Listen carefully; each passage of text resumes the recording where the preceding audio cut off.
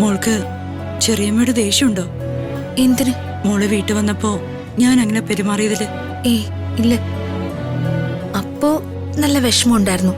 ഇപ്പൊ ഇല്ല, പോയി. വേറൊന്നും കൊണ്ടല്ല ഞാൻ അങ്ങനെ ചെയ്തത്.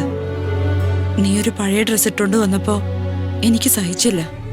അതുകൊണ്ടാ ഞാൻ നിന്റെ ഡ്രസ്സും സാധനങ്ങളൊക്കെ എടുത്തുകൊണ്ടെന്ന് തന്നത്.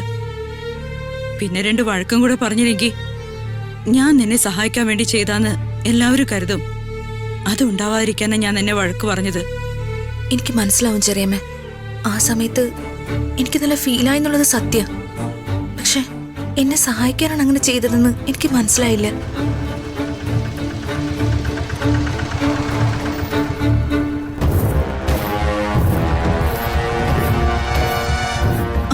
അയ്യോ, ശേഖരേട്ടനോട് പറയാതെ ഞാൻ പോന്നത്. ചെറിയമ്മ അകത്ത് റൂമിൽ പോയി നിന്നു. ശരി.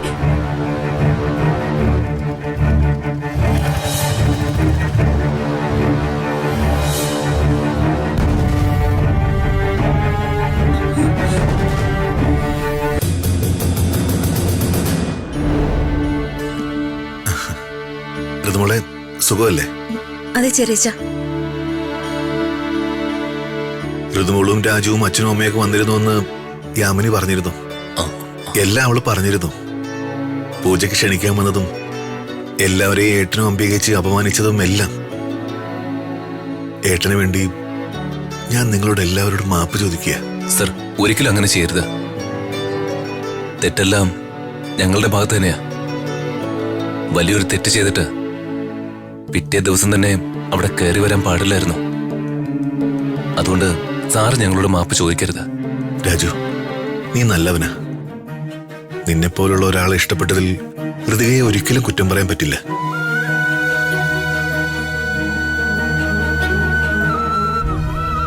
അവൾക്ക് കിട്ടിയ ഏറ്റവും അനുയോജ്യനായ ഒരാള് നീ തന്നെയാ.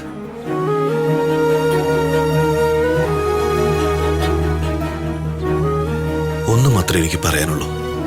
രാജു ഹൃദികമോളെ നന്നായി നോക്കണം. ഒന്നിനും ഒരു കുറവില്ലാതെ നോക്കണം.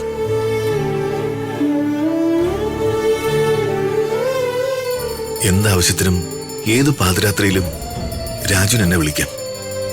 എന്ത് സഹായം വേണമെങ്കിലും ഞാൻ ചെയ്തു തരാം. അല്ല, പൂജ തുടങ്ങിയായിരുന്നോ? തുടങ്ങുന്നേ ഉള്ളൂ.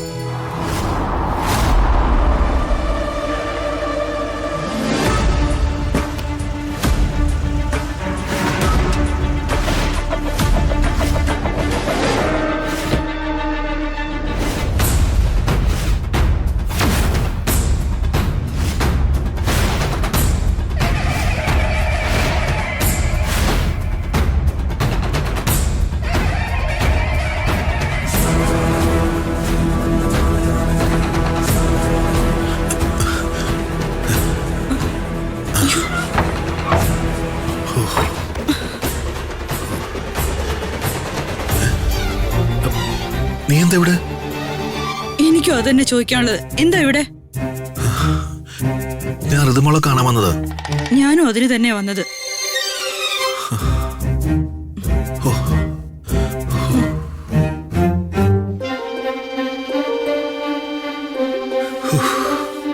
സത്യം പറഞ്ഞ ഋതുവിന്റെ വല്ലാത്തൊരവസ്ഥയാ. എന്ത് രാജകീയമായി ജീവിക്കേണ്ട കുട്ടിയാ. ഇപ്പൊ കണ്ടില്ലേ ഏതവസ്ഥയിലാണെന്ന്. അങ്ങനെ ചിന്തിക്കല്ലേ യാമിനി. സാമ്പത്തികമായി കുറച്ച് പിന്നോട്ടാണെന്നേ ഉള്ളൂ. ഇവിടെയുള്ള എല്ലാവരുടെയും മനസ്സ് നല്ലതാ.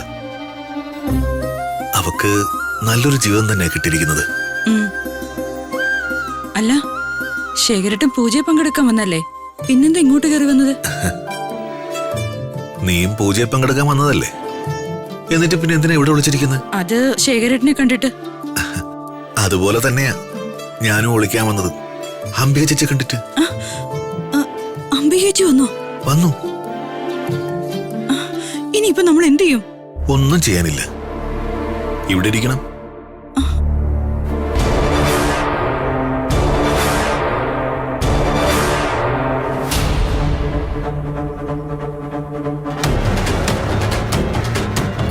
ഋതു, ഞാൻ താമസിച്ചില്ലല്ലോ മോളെ. പൂജ തുടങ്ങിയില്ലല്ലോ. ഞാൻ കുറച്ചുകൂടെ നേരത്തെ എത്തിയേനെ. കല്യാണം കഴിഞ്ഞിട്ട് ഞാൻ ആദ്യമായിട്ട് മോളെ കാണാൻ ഇങ്ങോട്ട് വരുന്നതല്ലേ. ആ അപ്പോ വെറും കൈയോടെ എങ്ങനെയാ ഇങ്ങോട്ട് വരുന്നത്? അതുകൊണ്ട് വീട്ടിലേക്ക് വേണ്ട അത്യാവശ്യ സാധനങ്ങളും പാത്രങ്ങളും ഒക്കെ വാങ്ങാൻ പോയി. അതാ താമസിച്ചത്. ദേ ഇതെല്ലാം മോക്കുള്ളതാ. ബാക്കിയുടെ പോയി എടുത്തിട്ട് വാടാ. ഇതൊന്നും വേണ്ട. ഇവിടത്തേക്ക് ആവശ്യമുള്ള സാധനങ്ങളെല്ലാം ഇവിടെ തന്നെയുണ്ട്. എനിക്ക് ഉപയോഗിക്കാൻ അത് മതി. അയ്യോ മോളെ, അങ്ങനെ പറയല്ലേ. പാത്രങ്ങളിലൊക്കെ ഞാൻ മോളുടെ പേര് വരെ കൊത്തി വെച്ചേക്കുവാ. സത്യമായിട്ടും വേണ്ടാഞ്ഞിട്ട്. ആ എനിക്കറിയാം മോക്ക് എന്നോട് നല്ല ദേഷ്യമാണെന്ന്.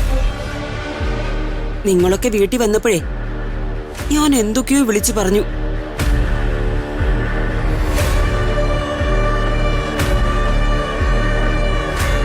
അതൊന്നും ഞാൻ എന്റെ മനസ്സിൽ നിന്ന് പറഞ്ഞതല്ല.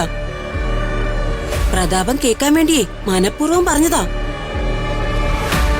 അല്ലാതെ മോളോട് എനിക്കെന്തിനാ ദേഷ്യം? അപ്പൊ ഞാനങ്ങനെ പറഞ്ഞില്ലായിരുന്നെങ്കിലേ പ്രതാപം കരുതിയനെ ഞാനും നിങ്ങളുടെ സൈഡിലായിട്ട് പ്രതാപനെ ഒറ്റപ്പെടുത്തിയെന്ന്. എന്തൊക്കെയായാലും അവൻ എന്റെ അനിയനല്ലേ. അവനെ ഞാൻ വിഷമിപ്പിക്കാൻ പാടില്ലല്ലോ. അതുകൊണ്ടാ ഞാൻ അങ്ങനെ സംസാരിച്ചത്. അതിനെപ്പറ്റി ഞാനൊന്നും പറഞ്ഞില്ലല്ലോ. ഞാൻ നിങ്ങളുടെയൊക്കെ കണ്ണിൽ ഒരു തെറ്റ് ചെയ്തു.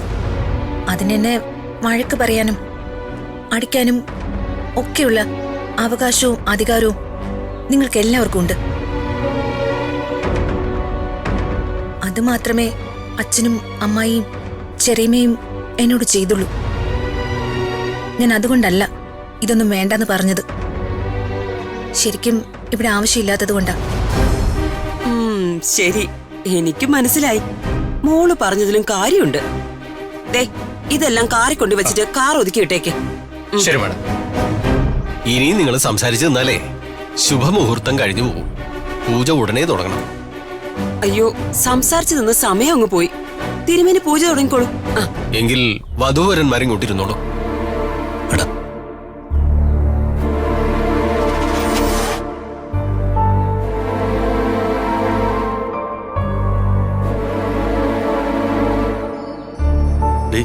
ആദ്യം ഒരുത്തി വന്നു, പിന്നെ വൃത്തം വന്നു, പിന്നെ ഒരുത്തി വന്നു. ഇനി ഏതവനാടി വരുന്നത്? ഒന്നും മിണ്ടായിരിക്കും ചേട്ടാ. അല്ല, സ്കൂള് വിട്ട കണക്കെ ഓരോരുത്തർ കയറി വരുന്നോണ്ട് പറഞ്ഞു പോയതാ.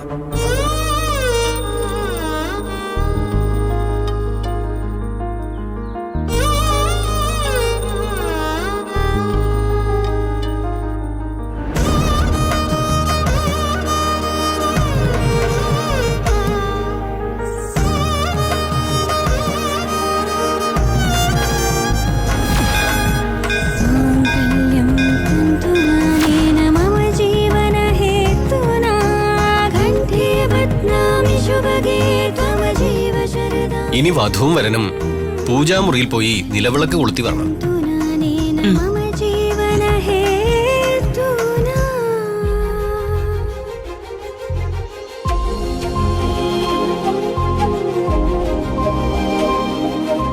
രാജു, നമ്മള് പൂജാമുറി പോയി വിളക്ക് കത്തിച്ച് കൊണ്ടുചെല്ലണമെന്നല്ലേ പറഞ്ഞത്? മേഡം, നമ്മൾ ഈ ചെയ്യുന്നത് ശരിയല്ല. ഒരിക്കലും നമ്മൾ ചെയ്യാൻ പാടില്ലാത്ത കാര്യങ്ങളാ നമ്മളിപ്പോ ചെയ്തുകൊണ്ടിരിക്കുന്ന. ഇതിലെന്താ രാജു തെറ്റ്? എന്റെ സാഹചര്യം കൊണ്ട് ഒരു കള്ളം പറയേണ്ടി വന്നു. ആ കള്ളം പൊളിയാതിരിക്കാൻ മറ്റൊരു കള്ളം കൊണ്ട് ആ കള്ളം മറച്ചു പിടിക്കുന്നു. ഈ ലോകത്ത് എല്ലാരും ചെയ്യുന്ന കാര്യങ്ങളാ ഇത്. അതിനെന്നെ രാജു സഹായിക്കില്ലേ? അറിയാം മാഡം, സഹായിക്കുകയും ചെയ്യും, ഉറപ്പാണ്. പക്ഷേ എന്റെ മനസ്സതിന് അനുവദിക്കുന്നില്ല.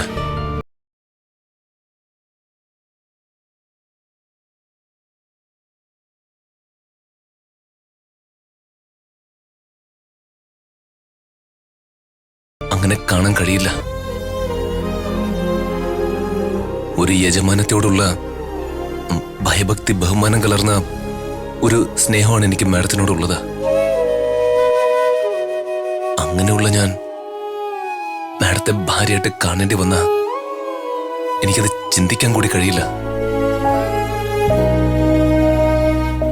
എനിക്ക് മനസ്സിലാക്കാൻ പറ്റുന്നുണ്ട് രാജു. ഞാൻ രാജുവിനെ മനസ്സിലാക്കാൻ വൈകിപ്പോയി. രാജുവിന്റെ മനസ്സിൽ എനിക്ക് എന്ത് സ്ഥാനമാണുള്ളതെന്ന് അന്വേഷിക്കാതെ ഞാൻ രാജുവിനെ എന്റെ മനസ്സിൽ കയറ്റിവെച്ചു. എന്റെ തെറ്റാ, അറിയാം. രാജുവിന് അറിയാലോ, ഞാൻ രാജുവിന്റെ കൂടെ ഇവിടെ വന്നപ്പോ മാത്രം രമ്യമായിട്ട് രാജുവിന്റെ കല്യാണം ഉറപ്പിച്ചു വെച്ചിരിക്കുകയാണെന്ന് അറിഞ്ഞത്. പക്ഷെ അപ്പോഴേക്കും എല്ലാം കൈവിട്ടു പോയി കഴിഞ്ഞില്ലേ. എന്നെക്കൊണ്ട് ഒന്നും ചെയ്യാൻ പറ്റാത്ത സിറ്റുവേഷൻ ആയിപ്പോയി. മാഡം, കഴിഞ്ഞത് കഴിഞ്ഞു. അതിനെക്കുറിച്ച് എന്നെ പറയുകയോ സംസാരിക്കുകയോ ചെയ്തിട്ട് ഒരു കാര്യമില്ല. ഞാൻ ഇപ്പൊ പറഞ്ഞത് ഈ പൂജ ശരിയായ രീതിയിൽ നടക്കാൻ പാടില്ലെന്നാ. രാജു ഇതിനെ ഒരിക്കലും ഒരു കല്യാണമായിട്ട് കാണണ്ട.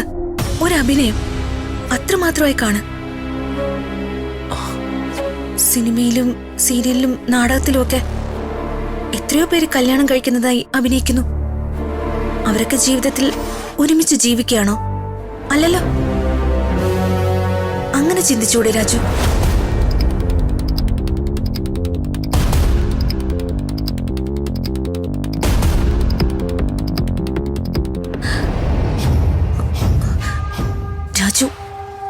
രാജു, അമ്മായി ജനലിന്റെ അടുത്ത് വന്ന് നിൽപ്പുണ്ട്. ഇപ്പൊ അങ്ങോട്ട് നോക്കരുത്.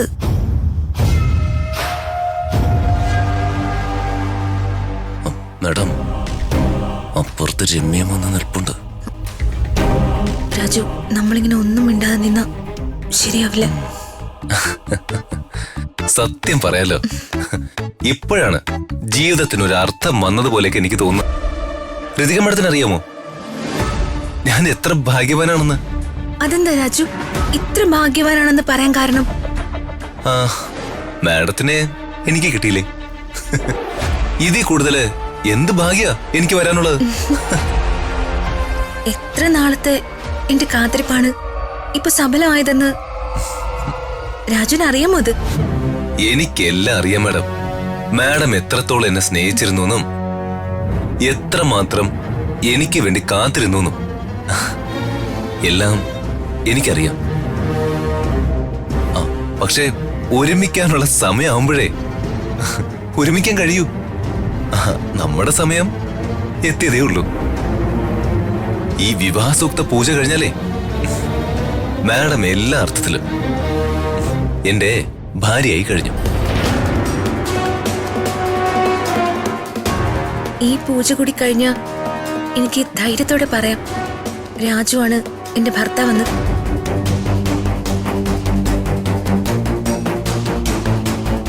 എനിക്കിനി ഈ ജീവിതം മുഴുവൻ അറിയപ്പെടാൻ ഈ ഒരു അഡ്രസ് മതി. രാജുവിന്റെ ഭാര്യ. രാജുവിന്റെ ഭാര്യയാണ് ഋതിക എന്ന്.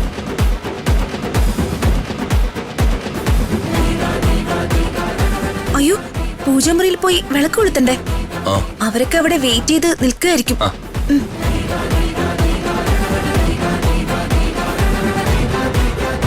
അംബിക മേഡം, അംബിക മേഡം എന്താ അവിടെ നോക്കുന്നേ?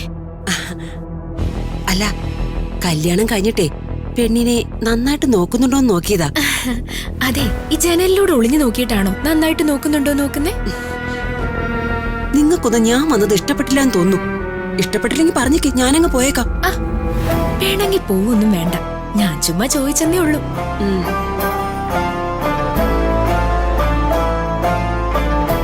മാഡം, ഒരു മിനിറ്റ്. മാഡം സത്യത്തില് നല്ല മനസ്സോടുകൂടി തന്നെയാണോ ഈ പൂജയിൽ പങ്കെടുക്കാൻ വന്നത്? അതെന്താ നീ അങ്ങനെ ചോദിക്കാൻ? ഇപ്പോ ഞാനാണ് മാഡത്തിന്റെ സ്ഥാനത്തെന്ന് വിചാരിക്കുക. എന്റെ മകന് വേണ്ടി കണ്ടെത്തിയ പെണ്ണിനെ വേറൊരുത്തൻ പ്രേമിച്ച് കല്യാണത്തിണ്ടെന്ന് തട്ടിക്കൊണ്ടുപോയി. എന്നിട്ട് എന്നെ വന്ന് കണ്ട് ഇന്ന് പൂജയാണ്, പങ്കെടുക്കാൻ വരണോന്നൊക്കെ പറഞ്ഞ ഞാൻ ഇവിടെ വന്ന് ഈ പൂജയും മാരണോ എല്ലാം അലങ്കോലപ്പെടുത്തുകയുള്ളൂ, അല്ലേ? പക്ഷേ മാഡം വന്നത് എന്നെ ശരിക്കും അത്ഭുതപ്പെടുത്തി. സഹോദരന്റെ മോൾക്ക് കൈ നിറയെ സമ്മാനങ്ങളുമായിട്ട്. സത്യം പറ, ഈ പൂജ കൊളവാക്കണമെന്നുള്ള ഉദ്ദേശത്തോടെയല്ലേ മാഡം വന്നത്?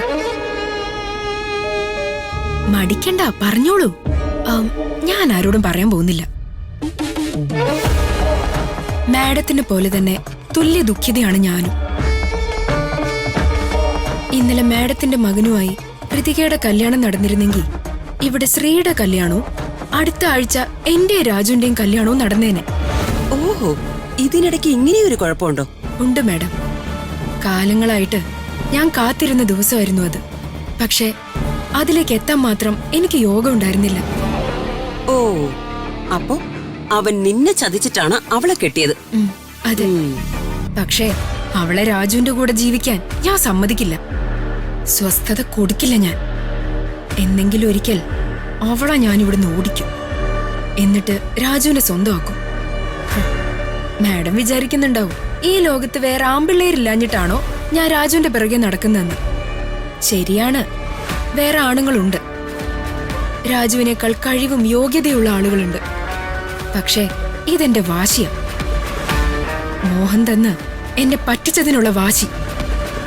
മിടുക്കി. ഞാൻ കരുതിയില്ല അവൾക്കെതിരെ നിൽക്കാൻ ഇവിടെ ആളുകൾ ഉണ്ടാവുമെന്ന്. എനിക്കിപ്പോ സമാധാനമായി. നിനക്ക് നിന്റെ രാജുവിനെ കിട്ടണമെന്ന് ആഗ്രഹമുള്ളതുപോലെ എന്റെ മോൻ ദീപകിന് ഋതികയെയും തിരിച്ചു കിട്ടണം. അതെന്റെയും ഒരു വാശിയാ. ആ ഒരു ബന്ധം ഞാൻ ഒരുപാട് കൊതിച്ചതാ. അത് കപ്പിനും ചുണ്ടിനും ഇടയിൽ വെച്ച് നഷ്ടപ്പെട്ടു എന്ന് അറിയുമ്പോഴുള്ള മാനസികാവസ്ഥ അതൊരിക്കലും പറഞ്ഞറിയിക്കാൻ പറ്റില്ല. അങ്ങനെ എത്ര സിറ്റുവേഷനുകൾ. ഒന്നുകിൽ അത് രാജു പൊളിക്കും, അല്ലെങ്കിൽ ആ ഋതിക പൊളിക്കും. എപ്പോഴും വിജയം ഒരാളുടെ മാത്രം അവകാശമല്ല. ഇനി വിജയം നമുക്കൊപ്പമായിരിക്കും. ആയിരിക്കണം. പക്ഷേ അതിന് നമ്മൾ ഒരുമിച്ച് നിൽക്കണം. ഒറ്റക്കെട്ടായി. ഒറ്റയ്ക്ക് മാറി നിന്ന് യുദ്ധം ചെയ്താൽ വിജയസാധ്യത കുറയും. പക്ഷേ ഒരുമിച്ച് നിന്നാൽ വിജയസാധ്യത ഇരട്ടിയാകും. എനിക്ക് കുട്ടിയെ വിശ്വസിക്കാമോ? എനിക്കൊപ്പം ഉണ്ടാവുമെന്ന്. ഉണ്ടാവില്ലേ? തീർച്ചയായും ഉണ്ടാവും. എന്റെ ഈ ലക്ഷ്യം നേടിയെടുക്കാനായി ഏതറ്റം വരെ പോവാനും ഞാൻ റെഡിയാ. മാഡത്തിനൊപ്പം ഞാനുണ്ടാവും. പിന്നെ എനിക്ക് സംശയമുള്ള കുറച്ച് കാര്യങ്ങളുണ്ട്. അതിനെക്കുറിച്ചൊക്കെ ഞാൻ പറയാം. ഇപ്പൊ നമ്മൾ കൂടുതൽ സമയം അവിടെ നിന്ന് മാറി നിന്നാ എല്ലാവർക്കും സംശയമാവും. നമുക്ക് അങ്ങോട്ട് പോവാം. സോ ഋതിക ആൻഡ് രാജു എന്ന പൊതു ശത്രുക്കൾക്ക് വേണ്ടി നമ്മൾ ഒരുമിക്കുന്നു. യെസ്. അകത്തേക്ക് അവര് പോയിട്ട് കുറെ നേരമായല്ലോ, ഇതുവരെ കാണുന്നില്ലല്ലോ. ഇനി എന്തേലും ഞാൻ പോയി നോക്കാമേ. വേണ്ട, അവര് മനസ്സുരുകി പ്രാർത്ഥിക്കായിരിക്കും. പ്രാർത്ഥിക്കട്ടെ. ഉള്ളിലെ വിഷമവും സങ്കടവും സമസ്ത അപരാധങ്ങളും പറഞ്ഞ് ഭഗവാന്റെ മുന്നിൽ പ്രാർത്ഥിച്ച് വിളക്ക് കൊളുത്തിയാൽ ഐശ്വര്യ അച്ചട്ട. പൂജയ്ക്കും അത് ഗുണം ചെയ്യും.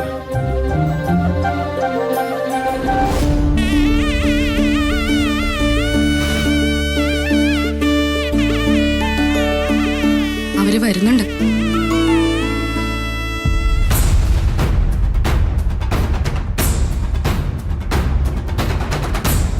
നിന്റെ വിവാഹ സൂക്ത പൂജ ഞാനിന്ന് കൊളാക്കൂടി. നിനക്കെന്നെ അറിയില്ല.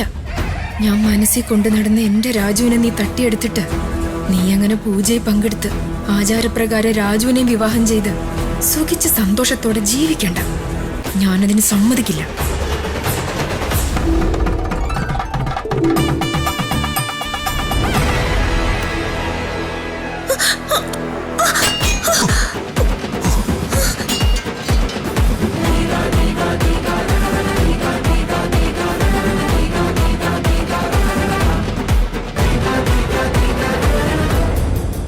അപശകനമാണല്ലോ.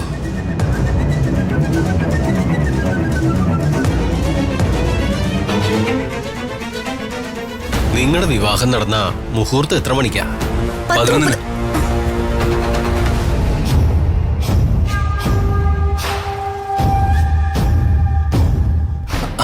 അതായത് 10:30-നും 11-നും ഇടയ്ക്കാ. ഏത് ക്ഷേത്രത്തിൽ വെച്ചാ നടന്നേ? ശ്രീകൃഷ്ണ സ്വാമി.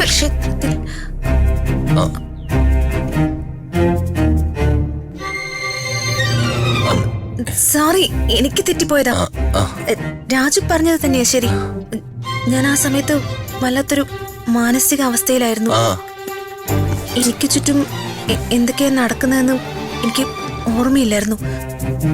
മനസ്സിൽ മുഴുവൻ അച്ഛനെ ഞാൻ ചതിച്ചല്ലോ എന്ന ചിന്ത മാത്രമായിരുന്നു. നീ ചതിച്ചത് അവനെ മാത്രമല്ലടി, എന്നെയും എന്റെ മോനെയും കൂടിയാ. അന്ന് രാവിലെ ഞാൻ രാജുവിനെ വിളിച്ചു. രാജു എന്നെ കാണാൻ വന്നു. രാജുവിനെ കണ്ടപ്പോ ഞാൻ പറഞ്ഞു, എനിക്കിനിയും പിടിച്ചു നിൽക്കാനാവില്ല, എന്റെ മനസ്സിൽ രാജു മാത്രമേ ഉള്ളൂ എന്ന്. കുറെ സംസാരിച്ച് കൺവിൻസ് ചെയ്തപ്പോ രാജു എന്നെ ഇഷ്ടാണെന്ന് പറഞ്ഞു. ഇത്രയും നാൾ അത് പറയാതിരുന്നതിന് രാജു എന്നോട് ക്ഷമയും ചോദിച്ചു. ഇപ്പോഴും എന്നോട് ഇഷ്ടമുണ്ടെങ്കിൽ നമുക്ക് കല്യാണം കഴിക്കാന്ന് പറഞ്ഞു.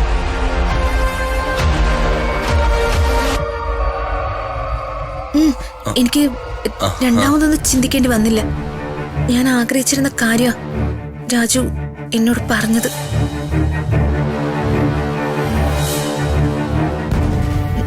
ഞാൻ അപ്പൊ തന്നെ സമ്മതിച്ചു. ഇവിടെ അടുത്തൊരു ക്ഷേത്രമുണ്ട്, അവിടെ പോയി കല്യാണം കഴിക്കാന്ന് പറഞ്ഞു. അങ്ങനെയാ ഞങ്ങൾ അവിടെ പോയി കല്യാണം കഴിച്ചത്.